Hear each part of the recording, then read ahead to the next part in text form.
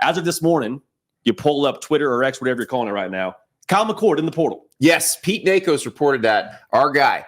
And this is unbelievable. Kyle McCord was starting against Michigan a week and a half ago, and now he's in the transfer portal.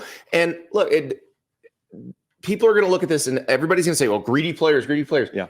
This doesn't sound like this was a Kyle McCord first choice necessarily. Yeah, I was going to say. This sounds like Ohio State's looking for a quarterback. I was going to say, so in that way, do you lean more towards, okay, maybe Ohio State's in the quarterback market? They're very much in the quarterback. Brown's still on campus? Devin Brown's on campus. Aaron Nolan's coming. But it sounds like they are very much in the market for someone. And so does that mean Riley Leonard? Does that mean Will Howard? Does that mean Cam Ward? These are all people, like, we're going to hear those names over and over until those people make a decision, because those are the most established, most successful quarterbacks in the portal. Dillon Gabriel now goes in. How does Ryan Day feel about lefties? We're about to find out here, I think, because pretty soon. Think about with Dillon Gabriel popping into the portal in that offense. I think he could be good. Now, he has not played in that. He played in the Art Briles offense under Josh Heupel at UCF and under Jeff Lebby at Oklahoma. So would he potentially be going to another place that runs a version of that offense? Which, I mean, Jackson Dart's not going anywhere, so Ole Miss doesn't need it. Philip Montgomery's calling plays at Auburn now.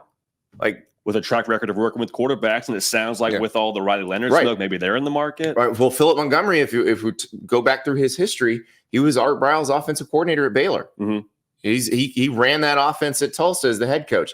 So you could bring in Dillon Gabriel, and even if Hugh Freeze is doing different things with the offense, you can translate it to him without question, very easily, without question. And this is a guy who started for 4 years now. And that's kind of the thing with Kyle McCord. Going back to him, he's a guy, like you just said, he was starting against Michigan all of a couple of weeks ago. How does something like that happen? Is the thing where if you're Ohio State, you say, okay, we like where this quarterback market is trending towards. Hey, Kyle McCord, just full transparency, we may be headed somewhere else. Or is it a thing where you sit down and say, hey, regardless of what we're going to do going forward, we don't think it's going to be us together. Thank you. I don't think you just shove him out as a starter. You probably do it more nuanced the first way.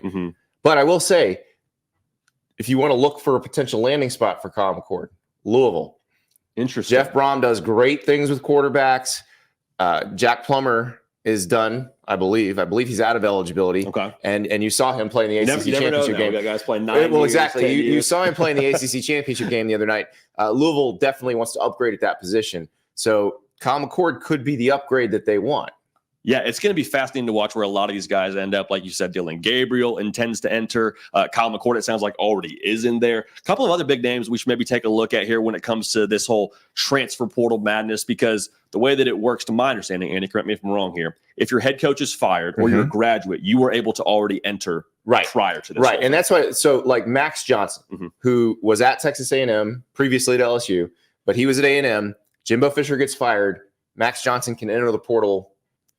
There's a 30-day window right after the firing that he could enter the portal. And then, of course, the actual portal opens. So he enters the portal earlier than everybody else. He's already committed to North Carolina. Like, he's done. He's wrapped it up. Finished. He kind of tapped that first domino over when it came to the portal quarterback market. DJ Uyunglele, also in the portal. What are your thoughts on him? Because he was someone that you probably didn't anticipate moving before the Jonathan Smith stuff happened. Where is a fit for someone like DJU? That's a good question, because you see these big name schools that keep getting thrown out for DJ. I think Florida State's one that keeps getting mentioned. Well, Florida State scouted DJU 3 years in a row. So I would imagine Mike Norvell has a very strong opinion one way or the other on DJ Uyunglele, and I don't know what that is. But I would think the schools of the ACC especially know him very well because of having to scout him when he was Clemson's starting quarterback. I am very curious to see how that market develops, because another reason we leave Oregon State now is Oregon State is not a power program anymore. I notice I didn't say Power 5. Yeah, no, that's fair. We retired the term Power 5 yesterday. When Florida State got left out, we retired the term. It's Power 2, the SEC and the Big Ten, and there's a defined middle class. This is the Big 12 and the ACC. So does he end up at a Big 12 program? Does he end up at a West Coast? I don't think he'd end up at a West Coast-based Big Ten program. I can't see USC taking him. Oregon got a lot of smoke with his brother there, and Nick's leaving. Like, that probably makes some sense. Right, and we've seen them work, and they would know him very well. Now, Will Stein, he wasn't at a school where they played DJ a bunch, but they played him last year. Yeah. So they should understand kind of where he's at.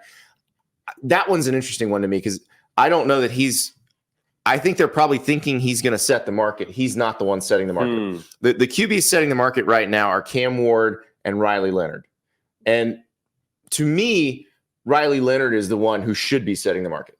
He's the only person who has completely elevated his team. Like when Duke has a healthy Riley Leonard, they are capable of beating teams they're not normally capable of beating. And that's 100%. I mean, you just mentioned Riley Leonard kind of setting the market. It sounds like he went in with a do not contact tag. Yeah. Is that correct? I mean, so what does that mean for those listening at home saying, okay, do not contact? So you're saying you're in free agency. So, hey, don't call me. Don't give me a call. So here's how that works. Don't call us. We'll call you. Interesting. Okay. So I know, this is Riley Leonard saying, I know that I am going to be very valued, potentially the most valued person in this marketplace. And so I am going to dictate who because and it needs to be like that for someone at his level, because you look at these stories of like a Johnny Cornelius last year leaving Rhode Island, the offensive tackle, and those types of players who they don't really know what the market is yet. And they find out when their phone melts the first day because so many people are calling them. With Riley Leonard, he doesn't need that. He knows who would want him, and he knows where he'd want to play. Yeah. So he's gonna have his people. And they listen at the top level. They have agents, just like an NFL player would have an agent. So his agent is going to call and say, "I'm just hypothetically here, and because we know they're talking to Notre Dame, but call Notre Dame and say, all right, Riley is interested in hearing what you guys have to say. Can we set up a visit? How do we do this?" And then you could do the same with the other schools that would be on his short list. Now, if you didn't get enough action out of that, which won't be a problem for him, you could just say, contact me. But I don't think that's going to be an issue. I think that they're going to get plenty of action. I was going to say, because I think a lot of people saw Riley Leonard enter the portal and then see things with Notre Dame being linked to him and say, okay, well done deal. He's just already, signed, sealed, delivered. Not the case. It's going to be a whole sweepstakes, it sounds like. Well, right. And he could have, it's interesting because his coach left Duke for Texas A&M. But I think Mike Elko went to A&M. Now, remember, Mike Elko had been at A&M and understood the roster there. And I think he looked at it and said, you know what? We're going to roll with Connor Wigman here. We're good here with Connor Wigman. So that wasn't going to be an option. But Auburn is another one that has come up for Riley Leonard.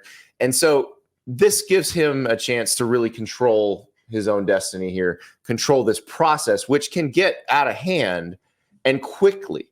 I mean, because, and that's what happens when a lot of these guys enter the portal. When, let's say, you're an all Sun Belt or all Mountain West offensive lineman and you enter the portal, you may not realize how coveted you're going to be.